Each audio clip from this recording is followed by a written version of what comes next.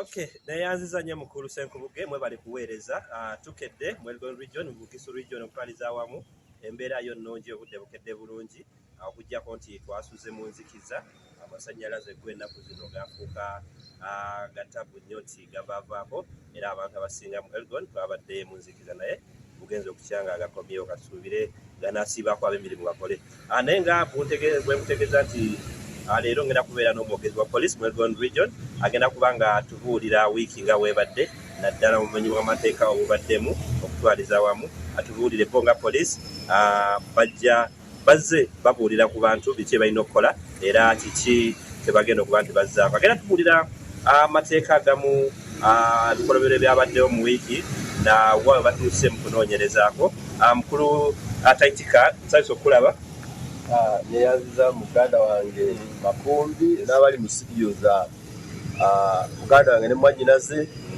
Masizo mutya. Okay. Abawuliriza baagala nabo batulaba bagategeera mbeera ki eri mu Elgon region naddala mu bumenyi bw'amateeka mu wiiki eno.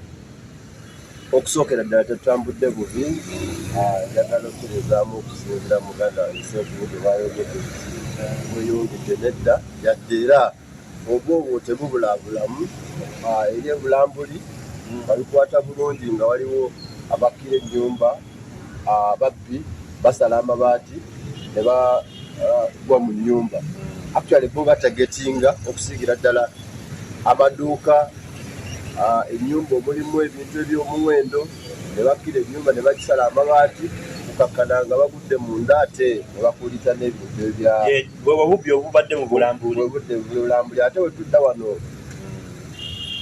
Embaale wabaddewo ettimukimu nga wali mu kibuga wano waliwo omukyala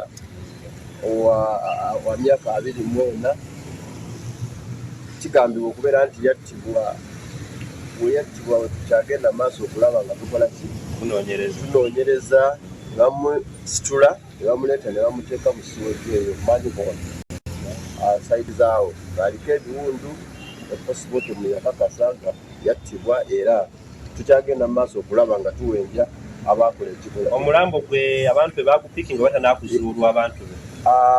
Olwo omukyala bampiikinga. Yali waawa?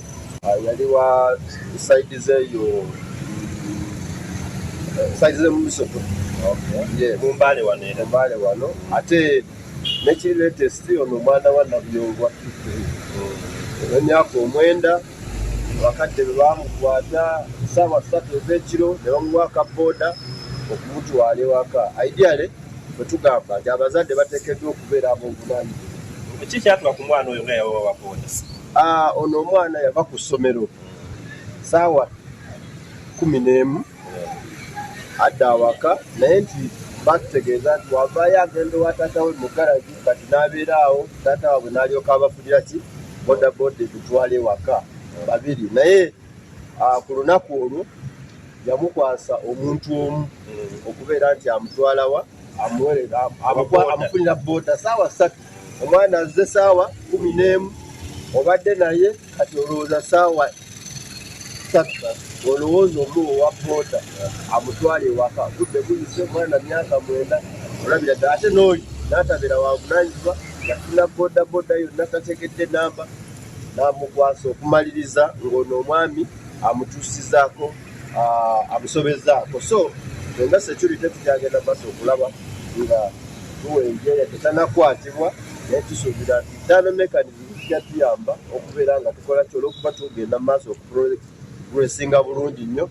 okulaba ng'akwatibwa era abeere nga avunaanyizibwa naye okusingira ddala ffe twagala okusaba abazadde ne bagadyanzi bonna bonna okubeera nnyo ab'obuvunaanyizibwa.